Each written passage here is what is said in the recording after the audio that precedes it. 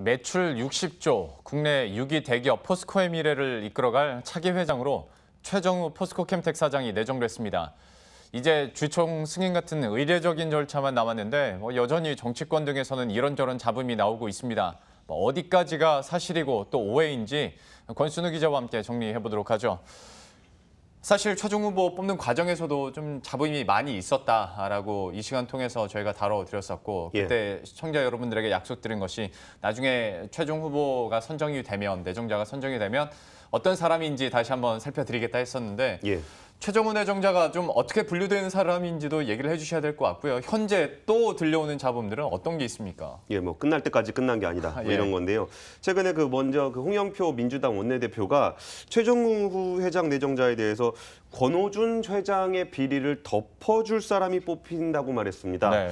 이 말만 보면은 권오준 전 회장이 뭔가 비리가 있고, 그리고 그 비리를 이제 최정우 회장이 알고 있고, 이걸 덮어주기로 약속을 해서 이제 권오준 회장이 이걸 밀어줬다 하는 의미로 좀 들릴 수밖에 없잖아요.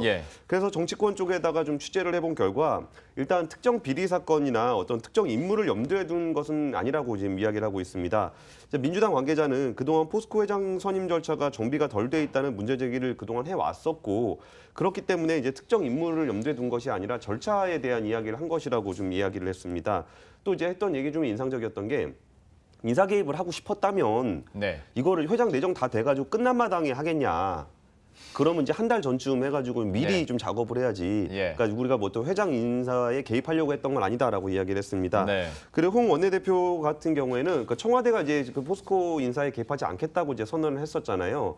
이후에 이제 그러면은 청와대가 개입하지 않으니까 우리끼리 해먹어도 되겠구나 하는 식으로 포스코 내부 출신들이 포스코를 사유화하려는 것 아니냐라는 문제 제기를 그동안 해왔습니다. 그리고 이제 포스코 카운슬이 이제 후보를 공개하지 않다 보니까 후보가 뭐 압축됐다고는 하는데도 새로운 사람이 들어간 건지 안 들어간 건지 뭐 이런 거를 외부에서 알 수가 없는 상황이었잖아요. 그러면서 막상 최종적으로 5명의 후보를 공개를 하니까 이게 또 다 포스코 내부 출신들이었던 거예요. 그리고 그거를 이제 속전속결로 주말에 딱 인사를 해버리니까 이런 식의 좀 잡음이 나왔던 것 같습니다. 물론 특정 인물을 염두에 둔 건 아니라고 얘기를 했지만 이 워딩은 좀 다시 한번 따져봐야 될 것 같습니다. 최정우 회장 내정자가 권오준 회장의 비리를 덮어줄 사람이다. 콕 집어 얘기를 한 건데 이게 뭐 근거가 있는 사실입니까? 그랬고 이제 홍영표 원내대표뿐만이 아니라 이제 권칠승 더불어민주당 의원이라든지 아니면 민주평화당이나 이제 정의당 의원들도 이제 포스코 인선에 대해서 한 말씀씩 했었는데요. 그래서 이제 여러 의원실을 취재해본 결과로 봤을 때는 특정한 비리가 있고 이것이 특정 후보하고 관련이 있다라는 근거는 명시적으로 일단 확인을 하지 못했습니다. 그리고 또 이제 그 정도 확인하지 못했던 정도가 아니라 그 의원실들은 좀 더 적극적으로 우리가 이제 특정 후보의 어떤 비리의 근거를 가지고 있는 것이 아니다라고 오히려 강조를 하고 있었어요. 이런 부분들이 좀 이제 어떤 특정 인사 개입의 의혹을 받을까 봐 좀 발을 빼는 듯한 모습들을 좀 보였었는데요. 그리고 또 이제 특히 인선 과정에서 사실 최정우 내정자 같은 경우에는 그러니까 유력한 후보로 거론된 적이 없는 인물입니다. 그래서 이제 깜짝 발탁이 되다 보니까 이런 의혹들이 좀 더 의구심이 좀 커진 것 같습니다. 사실 5명의 후보들 중에서 권오준 체제를 이어갈 사람으로 꼽혔던 사람은 오히려 오인환 장윤화 사장입니다. 여기가 권오준 포스코 체제에서 1, 2위였었거든요. 그러다 보니까 이들이 좀 타겟이 좀 됐었어요. 포스코 내부 출신들이 해먹으려고 그러는 거 아니냐라는 비판을 받았던 거고, 그러니까 최정우 후보가 되고 나니까 그럼 그 사람들을 피해가면서 비판이 덜하면서 자기 사람을 꽂은 거 아니냐라는 이제 말까지 나오게 된 겁니다. 특히 최정우 내정자의 경우에는 2015년 포스코 내부의 구조조정, 계열사 감사를 총괄하는 가치경영실장을 했었습니다.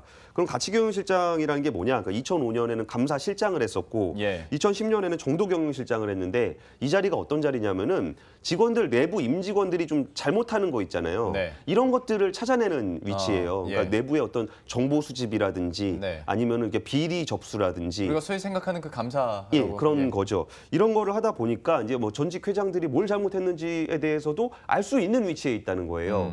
또 지금 현재 사회이사들 같은 경우에도 회사 사회이사를 내정하려 그러면 이 사회이사가 괜찮은 사람인지를 검증을 해야 되잖아요. 예. 이런 검증을 하는 위치에 있었기 때문에 사회이사들과 또 관계가 있는 거 아니냐라는 좀 의혹이 좀 제기가 되고 있는 겁니다. 또 하나는 최정훈 내정자 같은 경우는 재무를 총괄하는 CFO를 했었거든요. 그러면 뭔가 외풍이라든지 아니면 특정 비리에 의해서 자금을 집행하게 될 경우에 CFO가 이제 이거를 알 수 있는 위치에 있다는 거예요. 예. 뭐 이런 식의 그 전직 때문에 이런 의혹들도 제기된 것으로 풀이가 되고 있습니다. 뭐 어떤 측면에서 본다면 최정훈 내정자의 강점이 될 수도 있겠습니다만 결과론적으로 또 비판을 하자면 방금 권순우 기자가 얘기한 그 부분들이 모두 또 비판거리가 될 것 같은데 어쨌거나 내정이 된 거 아니겠습니까? 예, 하다 보니까 이제 의례적인 절차 또 어떻게 펼쳐질지는 우리가 그냥 지켜보는 수밖에 없을 것 같은데 그 전에도 저희가 문제 제기를 했었던 어떤 절차상의 문제, 갑자기 뭐 후보가 들어갔다 나왔다 하는 것도 그렇고 뭐 이런 절차상의 문제 때문에 뽑히고 나서도 계속 비판거리가 나오는 거 아니겠습니까? 이건 좀 문제가 있어 보이네요. 예, 그 부분에 있어서는 그 민주당에서 그 권실승 의원께서 국회 자담회를 세 차례를 개최를 했습니다. 예. 국회에서 그 민간기업 CEO를 선임하는데 좌담회를 하는 경우는 거의 없잖아요. 근데 거기서 좀 어떤 목적을 가지고 있었냐 했더니 그 산자위 소속으로 있는데 권칠승 의원실 관계자는 그 철강이 우리나라 뿌리 산업이고 철강 산업의 맏형이 포스코인데 이게 특정 세력의 입맛에 따라 좌지우지되는 것이 문제가 있다라고 봤기 때문에 포스코 정상화를 위한 방안이 무엇인지에 대한 고민이 있었다고 합니다. 그래서 앞으로도 이제 그런 관련 절차에 대한 문제 제기가 계속 있을 것으로 보이는데요. 예. 아무래도 이제 최정훈 내정자의 인물에 대한 거라기보다는 예를 들어서 카운슬의 이사록을 좀 공개를 해라. 그래가지고 이제 그 부분이 어떤 논의가 있었는지를 좀 보겠다라든지 아니면은 사회이사를 노동자 대표가 하는 그 노동이사제 도입 같은 요구가 있을 것으로 보입니다. 예. 참 이렇게 뭐 실체가 있든 없든 간에 최정훈 내정자의 흔들기가 좀 이어지고 있는 모습이고 이 전부터 사장 내정자를 뽑기 전부터 각 당에서 한마디씩 할 정도로 정치권에서도 관심이 있고 사회적으로도 산업별로도 관심 있는 것이 포스코의 회장 자리가 아닐까 싶은데요. 아무래도 내정자의 어깨도 무거워지겠네요. 예, 아무래도 포스코가 외풍을 많이 타는 자리다 보니까 예. 이 정부가 사실 지분이 한 주도 없는데 뭐 사실 그 낙하산 인사라는 의혹을 많이 받아왔었잖아요. 그리고 정권의 전리품처럼 취급을 받으면서 회장이 누군가의 도움을 받아서 되건 아니면 음해를 받게 되건 실제로 선임이 된 이후에 이제 발목이 잡히는 것도 사실입니다. 지금 지난 4년 동안 포스코는 구조조정을 이제 강하게 했었는데 그때 이제 구조조정 건수만 해도 150건에 달합니다. 그 얘기인즉슨 150건의 부실한 사업이 있었다는 거예요. 네. 그럼 거기서 국내 계열사가 78개에서 38개로 거의 절반으로 줄었고 총 해외 계열사까지 포함한 90개 계열사가 사라졌습니다. 그 90개 계열사에는 다 사장님이 있었겠죠? 네. 그럼 그분들은 다 어떤 사람들이며 이게 이런 의혹들이 충분히 많이 제기될 수 있는 상황입니다. 또 계열사를 만든 이유는 다양하겠지만 철강회사인 포스코가 뭐 원전 서비스라든지 뭐 제지라든지 심지어 인재 자동차 경주장 그리고 뭐 스포츠 토토 사업까지 좀 포스코가 그렇죠. 개입이 돼 있는 걸로 봐서는 이런 것들이 좀 외풍의 영향을 받았을 것으로 볼 수밖에 없는 상황입니다. 또 돈 안 되는 사업을 계속 하다 보니까 이익이 예전엔 7조 원까지 갔었는데 뭐 바닥을 찍었을 땐 2조 원까지 내려갔었어요. 이런 상황이다 보니까 이제 포스코의 어떤 그 내실 있는 경영이 굉장히 중요한 상황이라는 거는 이제 모르는 사람들이 입을 모아서 이야기하고 있고요. 실제로 글로벌 포스코와 비슷한 철강 회사들과 비교를 해보더라도 돈을 쓸데없는 데 쓰는 경우가 굉장히 많다는 거예요. 이걸 자기 자본 이익률이라고 하는데 그 아르셀로미탈이나 US 스틸, 바오산 같은 경우에는 상위 철강사들의 평균 자기자본 이익률이 10%가 넘습니다. 그런데 포스코는 자기자본 이익률이 6%밖에 안 돼요. 그만큼 자기자본을 쓸데없는 데서 쓰고 있었다는 것이고 이런 취지에서 사회이사들이 뭐 재무적인 감각이 뛰어나고 내부적으로 그런 비리라든지 아니면 그 투서라든지 이런 것들을 좀 잘 컨트롤할 수 있는 회장을 내정한 것이라는 평가가 좀 되고 있습니다. 그래서 주가는 뭐 사실 뭐 여러 가지 이유로 움직이겠지만 최정훈 내정자가 됐을 때 그날 주가가 3% 올랐습니다.